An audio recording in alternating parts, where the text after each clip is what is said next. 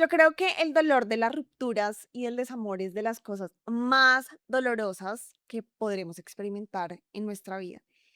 Y a diferencia del dolor físico, porque para el dolor físico hay pastilla, el dolor del alma no tiene una cura inmediata.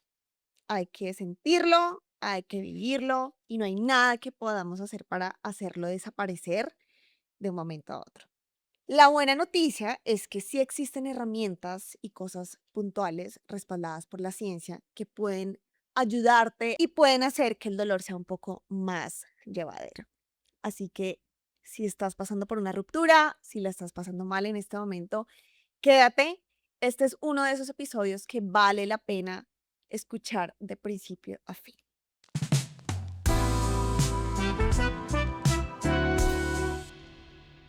Bienvenidos a Love Mod, el podcast donde hablamos de amor, dating y relaciones. Soy Andrea Moreno, tu host, y hoy me acompaña nuevamente Mariana Gómez Mejía. Mariana, bienvenida a Love Mod Podcast. Gracias, André. Muchas gracias por invitarme de nuevo. Feliz aquí para hablar de este tema tan doloroso, ¿cierto? Tan transformador, tan retador y que bueno, que espero que le ayude a un montón de personas que están pasando y por eso que ya pasaron y necesitan tal vez algunas respuestas, André. Entonces, gracias siempre por poner estos temas sobre la mesa. No, gracias a ti por aceptar mis invitaciones en medio de una agenda tan ocupada. Si eres nueva, nuevo por acá, te invito a suscribirte. Todos los viernes tenemos episodios nuevos sobre amor, dating y relaciones, algunos con expertos o expertas como hoy Mariana, que nos acompaña, algunos en donde estoy yo sola y algunos en donde tenemos historias inspiradoras de amor o desamor. Bueno, Mari, yo quiero comenzar esta conversación preguntándote, ¿es cierto que el dolor de una ruptura puede ser tan similar como el dolor físico, pero que la única diferencia es que no hay una pastilla que lo pueda hacer desaparecer? André, sí. La verdad es que los estudios en neurociencia que se han hecho con neuroimágenes evidencian que se activan estructuras muy similares en el dolor emocional y en el dolor físico, principalmente estructuras relacionadas con la ínsula. La ínsula es una estructura que está ubicada en nuestro centro de las emociones y es la encargada de la integración sensorial y de la validación o procesamiento del dolor en general, más que todo el dolor emocional. Lo que pasa es que el dolor físico también genera un dolor emocional y viceversa. Y también hay otra parte que se llama el cíngulo anterior, que es una estructura que está en la parte superior, un poco conectando la corteza con el sistema límbico, como eso racional y emocional, que también se activa frente a dolor físico y que se ha evidenciado que está en el dolor emocional. Entonces, sí se asemeja mucho el dolor emocional y el dolor físico porque las estructuras involucradas al activarse son muy similares. Entonces, cuando una persona dice que le duele el corazón, que se siente débil, que le duele por dentro, que se siente realmente le va a dar una gripa, un virus, que es verdad. Es verdad, un dolor emocional te puede llevar a sentirte absolutamente débil, absolutamente enfermo y con un dolor que es por dentro, ¿cierto? Que es un dolor del alma, como muchas veces lo decimos. Entonces, efectivamente sí, sí se asemeja mucho, sí es muy similar y sí es mucho más difícil de transitar, porque como tú bien dices, el dolor físico tiene un control. Pues, el dolor físico es un síntoma y se controla con una pastilla. El dolor emocional no es un síntoma, es una consecuencia de. Y el cerebro, lo que más le duele en la vida es perder. Entonces, súmale el hecho de perder, que es muy doloroso, al hecho de que se sienta como el dolor físico y al hecho de que no tienes algo para curarlo de inmediato, sino que lo tienes que transitar para poderlo resolver.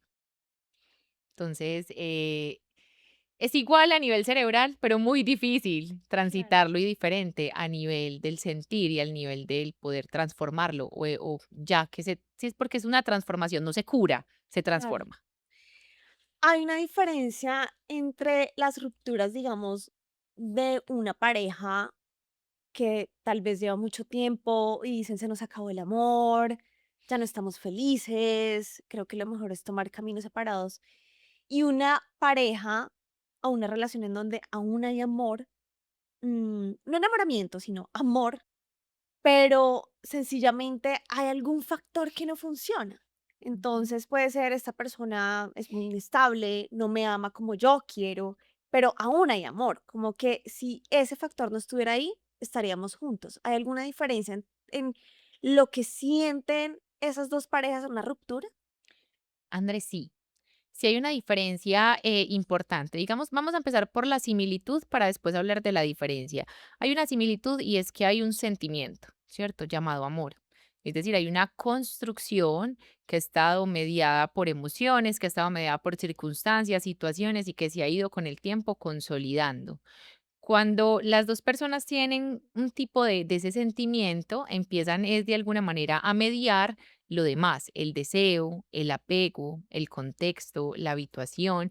¿Qué es lo que sucede? Cuando hay un acuerdo en común, cuando ambos sienten que ya no está pasando, que ya no se están dando las cosas como son, es más fácil recurrir a la separación, al divorcio o a la ruptura, porque el cerebro no lo asume como una pérdida.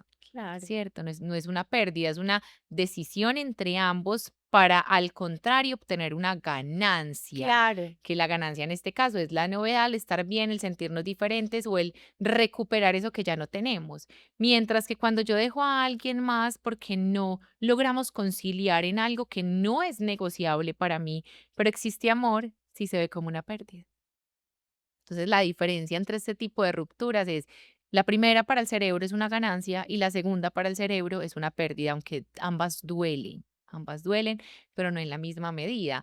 ¿Por qué? Porque cuando yo pierdo, empiezan a aparecer todas estas fases relacionadas con el duelo, ¿cierto? Empieza la negación, la culpa, la idealización.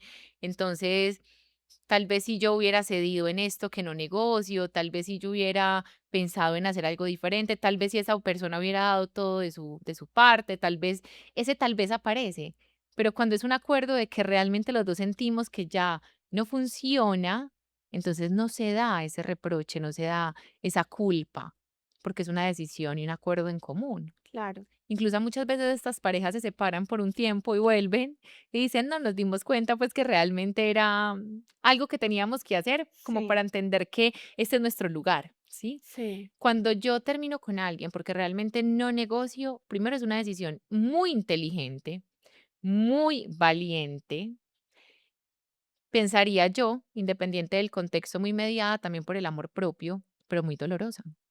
Ven, es que yo te amo profundamente, pero tú no quieres tener hijos y yo sí. Pero yo te amo, pero es que yo quiero hijos y para mí es, el amor es más grande por mis deseos y mis convicciones que por lo que puedo sentir por ti. Entonces, claro, el cerebro reacciona de forma diferente. Me estoy priorizando, claro, estoy siendo más racional, y lo pongo entre comillas, ¿cierto? Porque pues no somos totalmente racionales, pero sí me estoy dando un lugar primero. Entonces, ¿qué pasa? Que con esto viene un montón de reproches que hace que sea más largo y más doloroso, pero que al final pues también tiene una resolución. Entonces, sí hay una diferencia importante, principalmente por cómo el cerebro lo percibe. ¿Estoy ganando o estoy perdiendo? claro. Mari, muchas personas cuando acaban de terminar una relación, se les recomienda cortar contacto con la persona. Bueno, depende de la historia y el contexto de cada pareja, pero usualmente cuando una persona decide, bueno, aún amo a la persona, aún hay sentimientos y necesito cortar con este vínculo, se les recomienda hacer contacto cero. Yo quiero preguntarte, desde la neurociencia, ¿qué, qué tan saludable para una persona que quiere volver a ponerse en pie es hacer contacto cero? El cerebro está buscando regularse y en esa búsqueda de regulación busca volver a encontrar esa figura o esas situaciones que le permitía estar bien. Entonces va a tener una tendencia, un impulso a la llamada, al mensaje, al ver. ¿Cuál es el problema de estos comportamientos que no me dejan avanzar? Estos comportamientos buscan regulación más no aceptación y yo en un proceso de ruptura tengo que estar más orientado a la aceptación. Entonces, hay personas, porque eso también depende de la estructura de personalidad y de la forma en que se haya abordado la ruptura, que el contacto cero es necesario y es muy saludable para el cerebro. ¿Por qué? Porque cuando nosotros terminamos con alguien a quien todavía queremos y deseamos, es algo similar y me perdonad la metáfora, una abstinencia. por consumo de sustancias o por una adicción.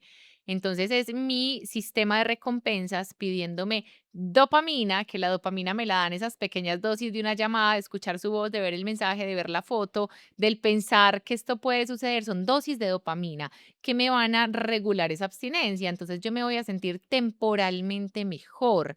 El problema está que en el largo plazo no avanzo. Estoy quedado. ¿Qué pasa cuando hay contacto cero? Pasa lo mismo que con el adicto. Al principio es horrible, doloroso, me da sudoración, taquicardia, siento que me quiero morir, que no puedo, que el celular me toca casi que botarlo o esconderlo, porque es ese impulso muy inmediato, pero que con el tiempo va a tener una consecuencia mucho mejor, una consecuencia más a largo plazo, una consecuencia que ya me lleva realmente a vivir o a configurar ese duelo, ¿cierto? O esa transformación que se tiene que dar. Entonces, el contacto cero es necesario muchas veces para garantizar que vas a transitar por esa volatilidad de emociones que genera la ruptura sin un riesgo de esperanza, ¿cierto? Sin un riesgo de devolverme a o de no avanzar.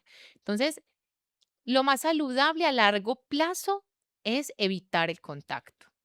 Ahora, lo más saludable al corto plazo son esas dosis de dopamina porque lo va a sentir muy bien, muy Claro. chévere. Entonces, casi que uno le duele la ruptura y enseguida tiene que hacer un esfuerzo para que le siga doliendo durante un tiempo el hecho de entender que ya estoy sin esa persona, porque recordemos también que el cerebro solo entiende la pérdida si la ve.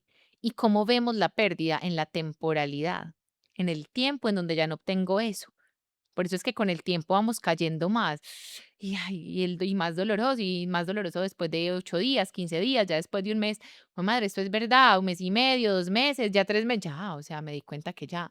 Pero el cerebro requiere esa temporalidad y es una trampa todo lo que el sistema de recompensas hace para tratar de regularse. Claro. Desde el contacto cero sí es muy efectivo, sí ayuda, pero es un contacto cero, cero, Cero. O sea, cero. que tú sí dirías, o sea, tú estás de acuerdo con bloquear, silenciar, dejar de seguir. Hablo en el contexto de redes sociales, porque es que si tú te pones a pensar, o sea, en nuestra época uno terminaba y pues terminaba, o sea, para Ujú. hablar con la persona tenía que llamar a la casa de la persona y saludar a la mamá. Hola, me pasas ese Pepito.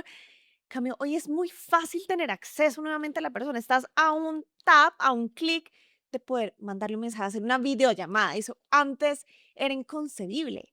Entonces, Ujú. ahora hay que tomar una acción consciente para realmente no estar en contacto. El otro día me llegó un mensaje, un DM por Instagram, una persona que me hizo una pregunta muy curiosa y muy compleja también. Me decía, acabo de terminar con mi pareja y bueno, yo siempre aclaro en el podcast y en mis redes sociales que yo no soy terapeuta, yo soy una periodista muy curiosa y apasionada por el tema de las rupturas. Entonces me llamó la atención que ella me escribiera eso tan linda. Me dijo, ¿qué hago? Estoy haciendo contacto cero con mi expareja. El problema es que somos compañeros de trabajo. Me dijo, ¿qué hago? Y le dije, pues yo le respondí esto, corrígeme tú.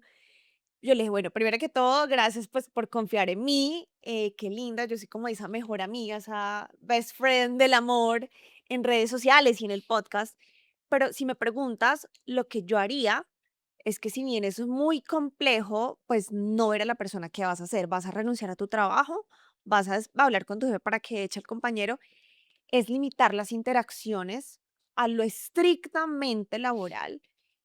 Si es posible, digamos, si estás en un ambiente laboral flexible en donde sea posible cambiar de equipo, eh, si vas a una oficina, tratar de tener como puestos separados, pero sí, como que esas interacciones en la medida de lo posible sean estrictamente laborales. Entonces quería preguntarte a ti, digamos, una persona, una pareja, por ejemplo, que tiene hijos, Ujú. ¿no? Que tiene que seguir en contacto con la persona, hablarse por WhatsApp, coordinar la cita médica de los niños, o bueno, o son compañeros de trabajo o de universidad. ¿Cuál sería como ese mejor approach para tener ese contacto cero si bloquear y dejar de seguir no es una opción? Bueno, André, me hiciste una primera pregunta y es si yo estoy de acuerdo o no, ¿cierto? Ujú. Eh, Yo creería que depende de la persona. Creo que hay personas que transitan los duelos con una interacción y son supremamente asertivas, elocuentes y pasan y transitan muy bien. Entonces vuelve y juega, depende de la persona. Por lo menos yo hablo con todos mis ex. Con todos tengo una buena Yo relación. igual. Bueno, de pronto ahí que más por ellos que de pronto consiguen otra pareja y sí, entonces limitan Sí, pues ya me bloquean o lo entiendo perfectamente, porque entiendo la posición de ese otro que tal vez no sienta eso tan cómodo.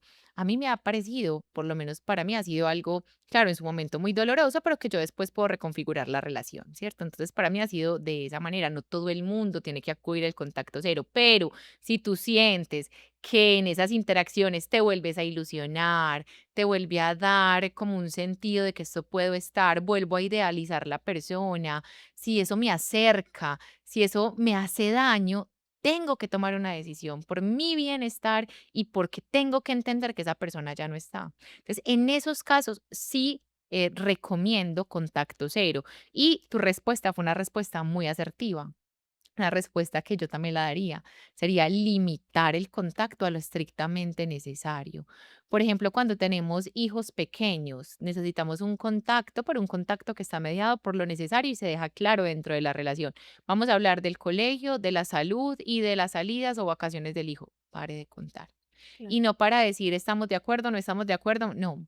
Es hoy te toca, mañana me toca, recojo a qué horas, de esa manera, ¿cierto? Ujú. Para también evitar, ¿por qué? Porque dentro de la vulnerabilidad también somos muy irritables frente al otro.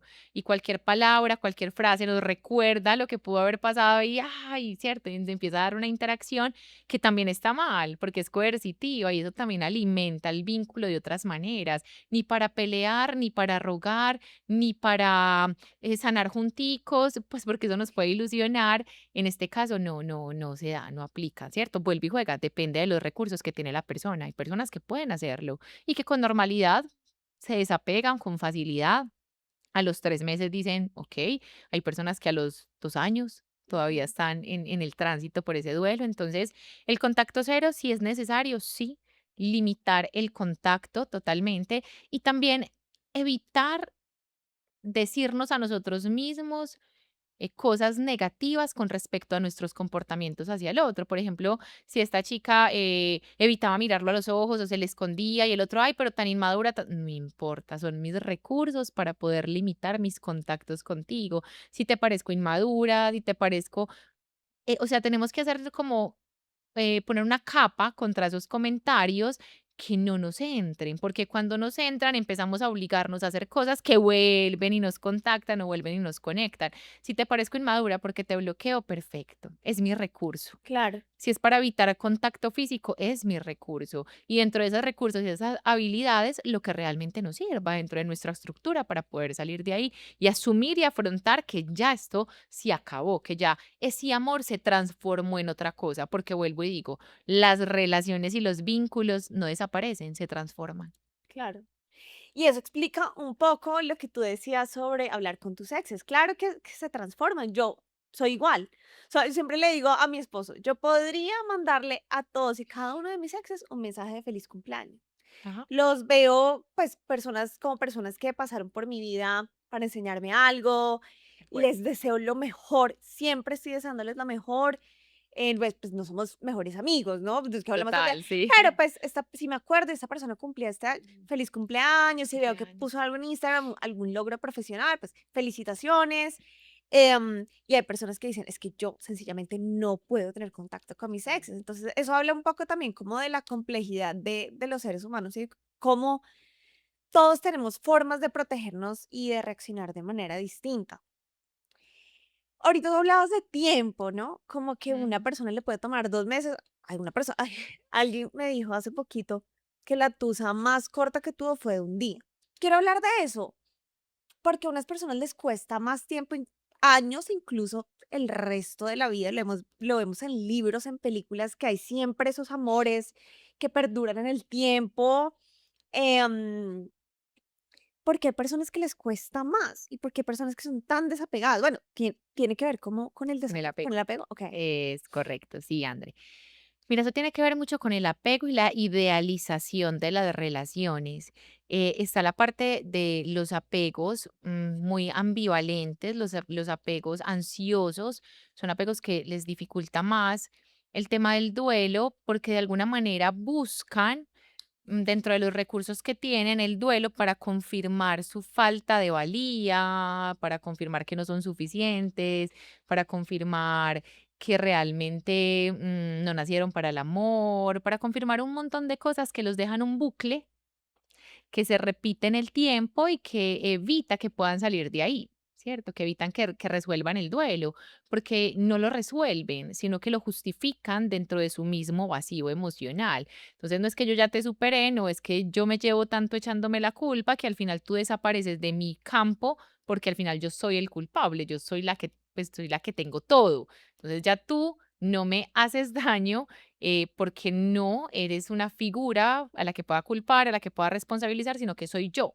Entonces, cuando yo me responsabilizo y me juzgo, me puedo quedar años en eso y decir, no es que no soy para nadie, pues soy tóxica para los demás o no va a existir alguien que me llene esos vacíos emocionales porque no soy suficiente. Claro. Entonces, por un lado, pues entra un asunto muy relacionado con el tipo de apego que me puede mantener ahí o que me puede llevar. Y hay otro tema muy complejo, André, y es que muchas veces nosotros, y el cerebro esto lo hace de forma muy rápida, cuando nosotros estamos en una relación donde nos son infieles, pero no queremos decir, rápidamente el cerebro pasa de aversión a la pérdida a búsqueda del riesgo y empieza a tener implicaciones sexuales para sostener la pareja. Entonces, me di cuenta que mi pareja es infiel, pero yo no le voy a decir nada, ¿cierto? Y lo que empiezan a hacer es una serie de comportamientos para sostener o mantener la pareja. Entonces se hipersexualiza, está más dispuesto o más dispuesta al intercambio sexual, empieza a hacer cosas que nunca en su vida pensó que hacían. Y ahí también empieza a darse un proceso de ruptura o duelo, o sea, se rompió algo, pero el mecanismo que se utiliza para esa ruptura es ¿qué más hago para evitar que esto pase? Muchas veces pensando que el problema está en el otro y como también hemos conversado, el problema muchas veces está en uno, en esos vacíos que quiere llenar o en esa validación externa que no depende de la persona que tengo. Entonces, hay duelos eternos porque hay duelos o rupturas que permanecen en las relaciones hasta el final de la vida. Hay personas que yo conozco que están en duelo desde que se casaron hasta los 15 años después que se separaron. ¿Cierto? Claro. Entonces, ay, y ya cuando se separan, ve, pero como que no te dio duro, ven, es que desde que empecé estoy en este proceso de ruptura. Claro. Entonces también entender que el duelo y la ruptura no es únicamente cuando la persona ya no está, ahí el cerebro lo entiende, pero yo puedo vivir un proceso como estos durante años y años, incluso sin darme cuenta, simplemente tratando de sostener cosas que no dependen de mí. Claro. Qué interesante eso. Yo creo que yo he vivido, creo no, estoy segura que he vivido duelos dentro de la relación. Duelos que han durado muchísimo tiempo hasta que la relación se termina. Y precisamente eso, mucha gente me decía, pero no te ha dado tan duro. Y yo decía, es que, claro, nadie sabe lo que estaba pasando tras bambalinas. Y yo duré bastante tiempo haciéndome la idea como que esto como que va a terminar en ruptura. Esto va a terminar en ruptura, hasta que un día terminó en ruptura, entonces no fue abrupto y creo que eso sí hace una gran diferencia, el tipo de ruptura, ¿no? Relaciones que llevan en conflicto o rotas o aburridas por varios años, a un día ya no te quiero, me voy de la casa. Yo conozco, bueno, una persona cercana a mí tuvo unos papás que el papá un día se levantó y dijo, me voy a llevar las cosas, estoy enamorada de una persona.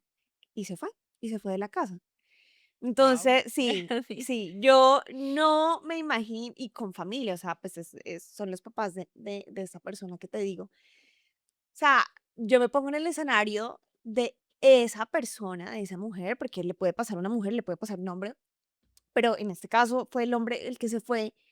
Y yo digo que a mí me pasara eso en este momento, un día, o sea, todo estaba bien el día anterior y un día la persona me dice, tomó una decisión y es que me voy de la casa. O sea, yo no sé cómo afrontaría eso.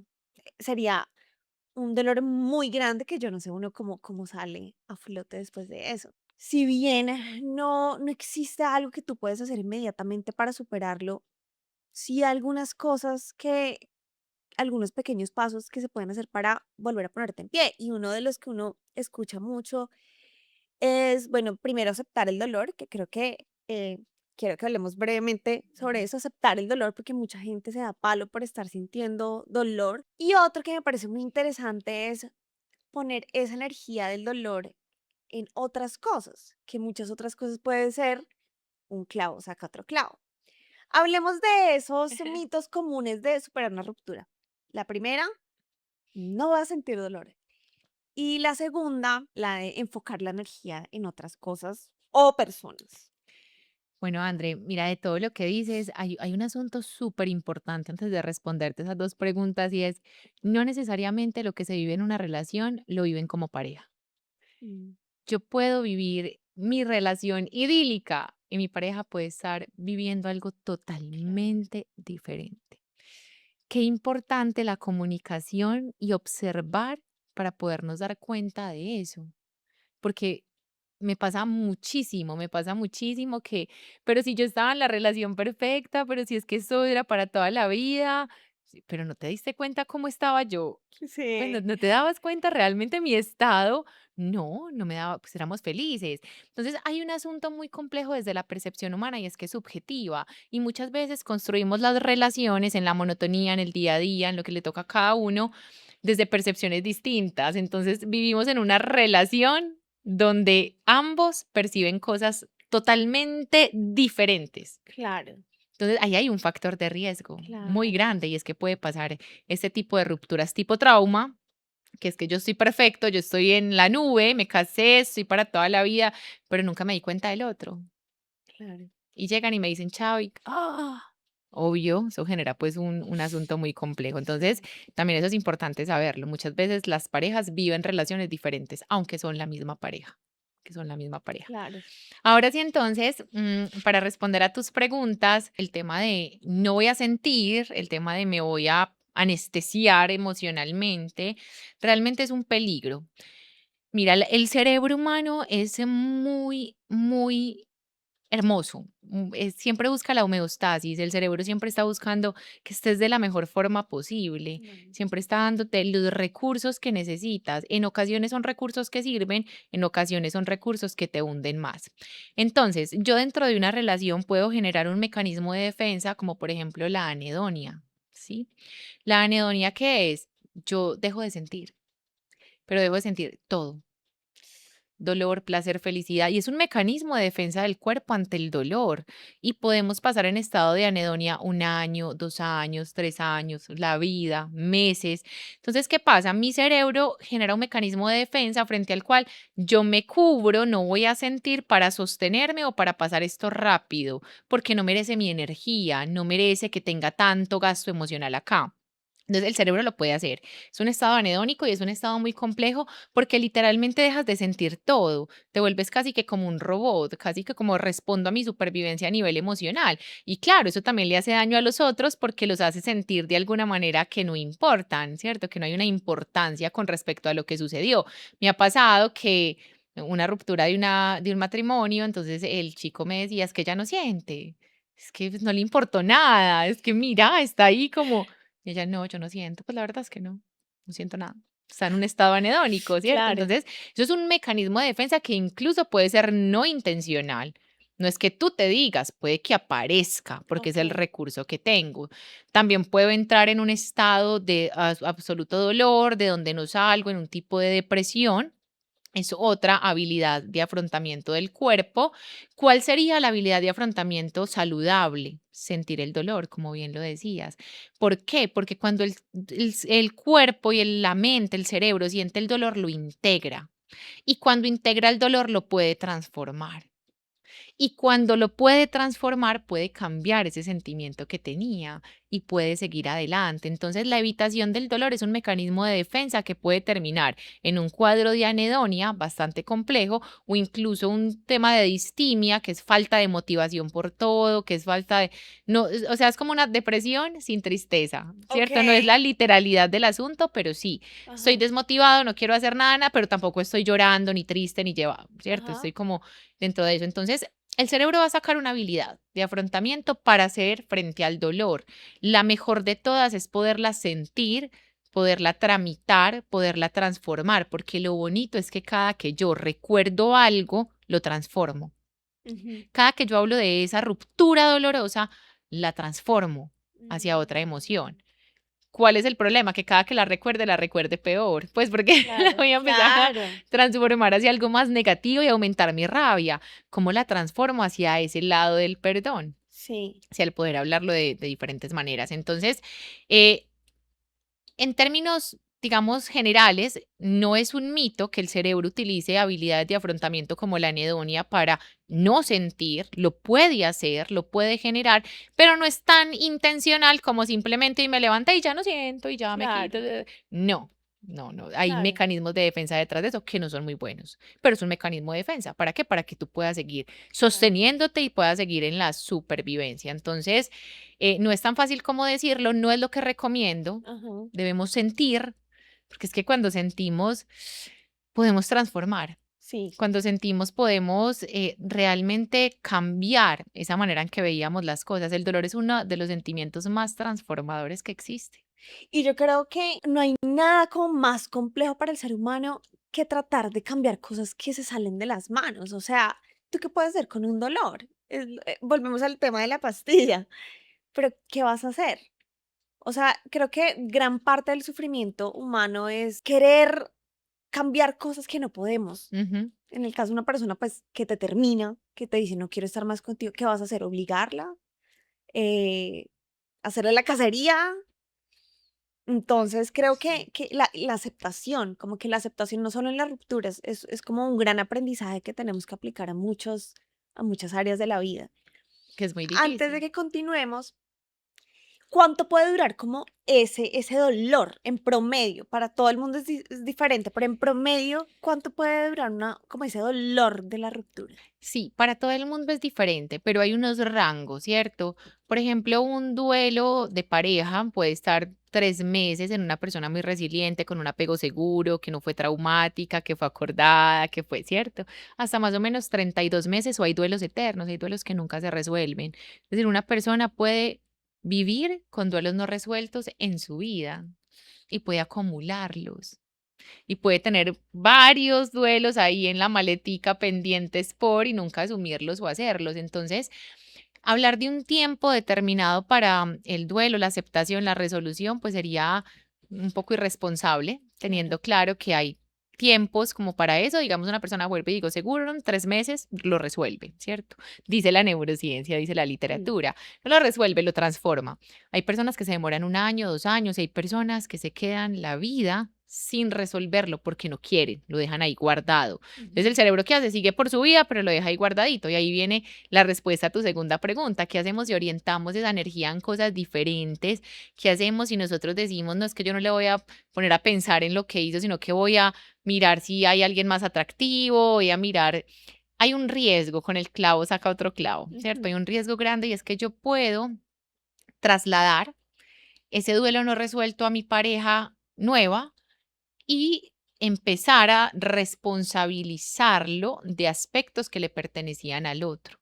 Porque al Ujú. final nuestra memoria es asociativa. Nosotros asociamos todo y lo aprendemos. Entonces, si yo no lo transformo, lo voy a trasladar tal cual como está y no le corresponde al otro. Es Claro. mío. Entonces, ahí hay un riesgo muy grande de que la relación no funcione porque no hemos sanado, sino trasladado un montón de información que no sabemos aquí cómo lo vamos a vivir. Ahora, sí podemos focalizarlo en cosas muy buenas, el ejercicio. Ujú.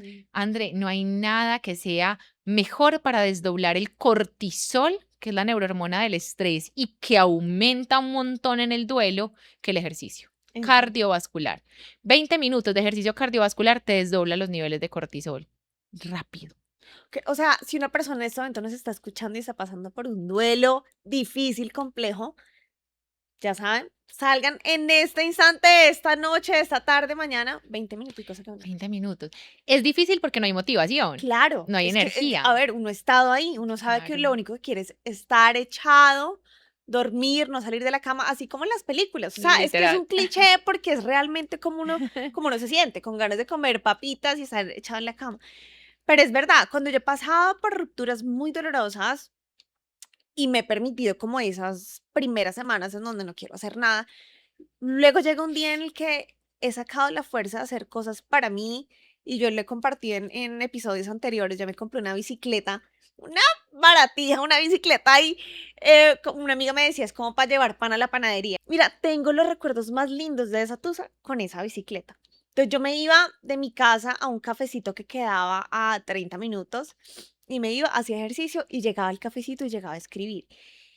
Y yo he compartido eso antes porque esas microacciones sí me ayudaron, si bien igual seguía pensando en la persona, igual no me dejaba de leer, yo varias cosas, sentía que estaba haciendo algo por mí, pero además sentía que estaba haciendo algo diferente a estar como perdida en el Ujú. dolor. Entonces por eso te hacía también esa pregunta, como, ¿es verdad que focalizar esa energía y como esa atención a algo más es importante? ¿Sí ayuda? Si ayudas, en este caso a eso que es más, pues más positivo y más íntimo, más Claro. entre nosotros, entre uno con uno, Ajá. ¿cierto? Obviamente también, por ejemplo, la relación social, amplificar, empezar a salir más con los amigos. Es muy incómodo que te lo pregunten, pero hablar cuando te lo preguntan te va a ayudar porque vas a ir reestructurando el recuerdo. Ah, es que me hicieron esto, al principio seguro con rabia, la gente te va a hacer comentarios que te van a validar tu emoción y que entonces también el no aislarse, sino buscar estar en un círculo social, no que te juzgue, un Ujú, círculo social que esté interesado y sin la finalidad de tener otro intercambio sexual o afectivo, sino con la finalidad de poder conversar y tener la energía vuelve y juega en otras dinámicas, salir con grupos sociales, hacer ejercicio, qué importante eso. También hay ahora mucha evidencia con respecto a la alimentación, André. ujú. Eh, ¿Qué nos pasa? Queremos grasas y dulces, lo más inflamatorio. Mm, Sabemos que cuando consumimos esos alimentos, nuestro cuerpo se inflama y el cuerpo tiene que hacer un esfuerzo mayor para metabolizar todo eso, por lo tanto bajan los niveles de serotonina. Entonces me siento ujú, menos feliz. Entonces eso me da dopamina, placer instantáneo, pero me disminuye la serotonina, el bienestar. ujú, Porque la serotonina se segrega en los intestinos, entonces el intestino, claro, con esa base inflamatoria va a ser lo contrario. Entonces, por ejemplo, alimentarnos mejor también nos va a ujú, ayudar por el ujú. tema de la microbiota. Que hoy en día le dicen al Escribir estómago el segundo el cerebro. segundo cerebro. Claro. Entonces, Donde hay pues, más neuronas, ahí se da toda la parte de la serotonina y hasta el estómago llega el nervio vago, que sube hasta el tallo cerebral. Entonces, por eso somos uno y por eso claro. se integra en esa parte que se llama la ínsula, todos los estados somáticos para crear la interocepción, que nos empezamos a escuchar. Me escucho el latido del corazón, me escucho el estómago, me escucho la respiración, eso se llama interocepción y es un primer paso para sanar. El Ujú, darme cuenta de cómo está mi cuerpo para escucharlo y poder hacer cosas para ujú, él. Entonces, la respiración, el ejercicio, la alimentación, el conversar con amigos, el escribir, el contacto cero en su caso, el ser compasivos con nosotros mismos, el tener un diálogo que nos permita reestructurar ese vínculo afectivo y de seguridad, porque es que recordemos que una ruptura es una crisis de identidad. ¿Quién soy yo ahora si sí, yo era con? claro. ¿Cierto? Yo era mis fines de semana con, mis películas con, la serie compartida con, lo Sí. que me comía con hacía ejercicio con. Mi vida antes era una vida con un yo compartido. Ahora me toca volver a estructurar mi yo. O sea, me toca volver a consolidar mi identidad. Eso es una crisis. Claro, y muchas cosas te recuerdan a esa persona también, Claro, canciones, olores, a mí me ha pasado, todo. que este olor, este perfume, esta colonia, pues, que usaba este hombre, me recordó calles, comidas, es complejo, es complejo. Es muy complejo. Mari, para ir cerrando, yo quisiera preguntarte si una persona en este momento nos está escuchando y la está pasando mal, está como en el pico del dolor más fuerte después de una ruptura.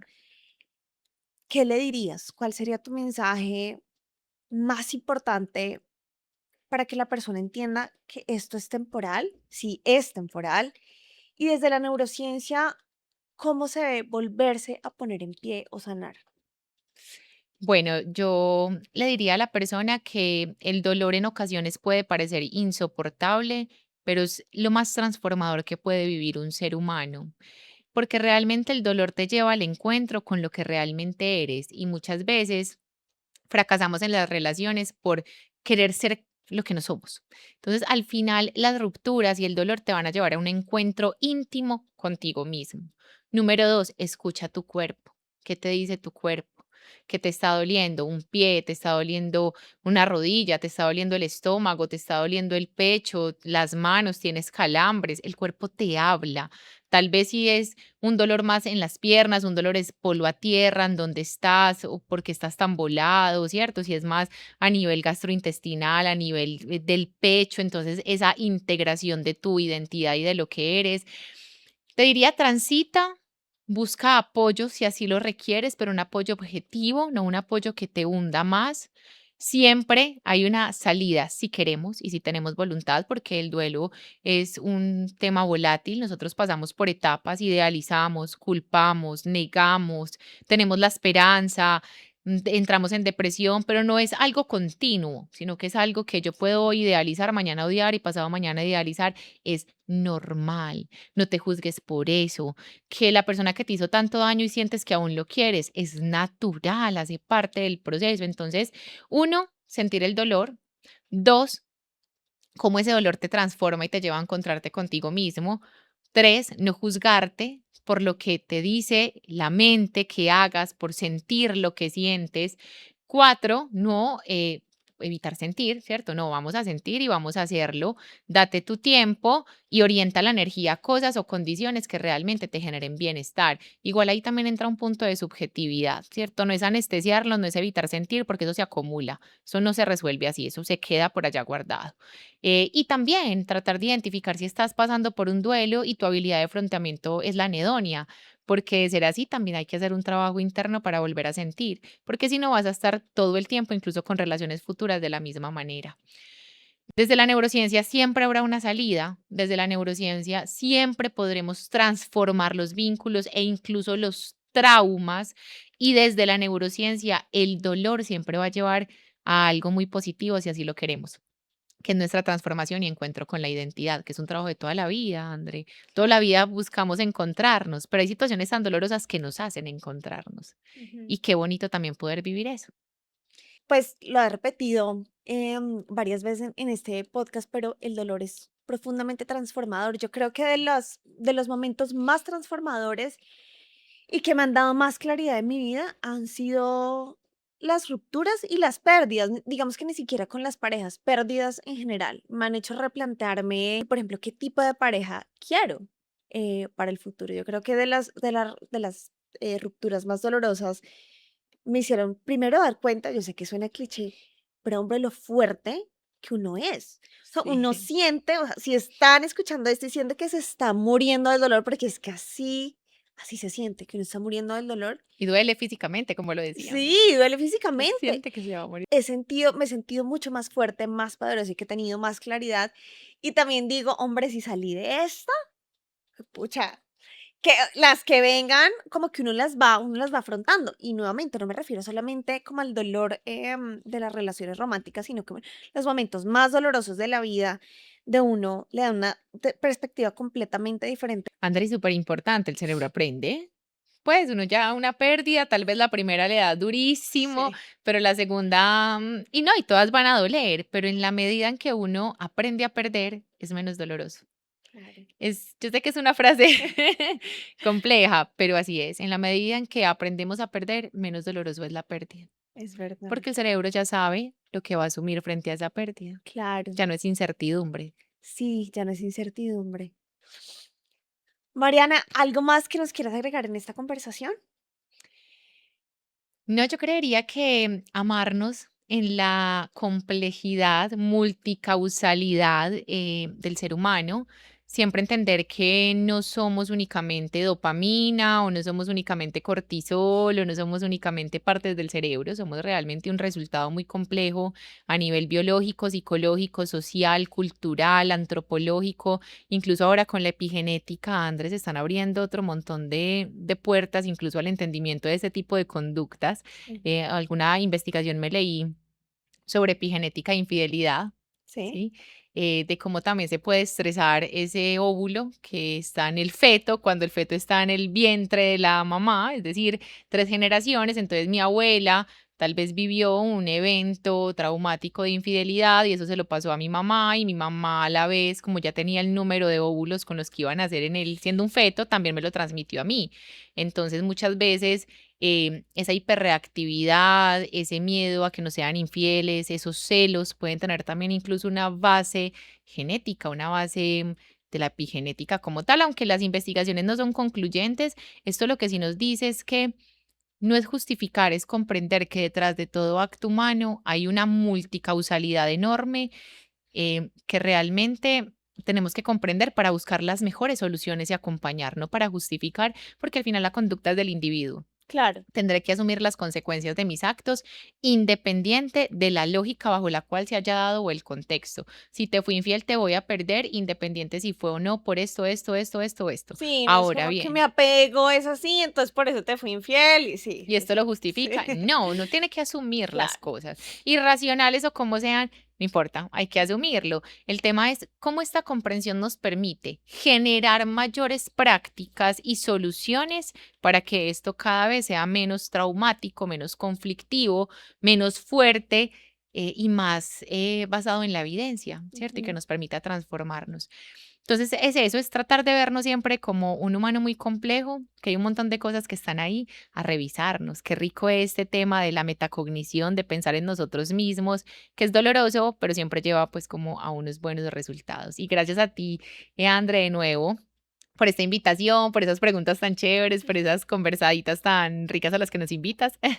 Y bueno, no, muchas gracias. No, a ti, Mariana, y precisamente yo por eso te traigo a estas conversaciones. Es la tercera vez que tú y yo estamos reunidas.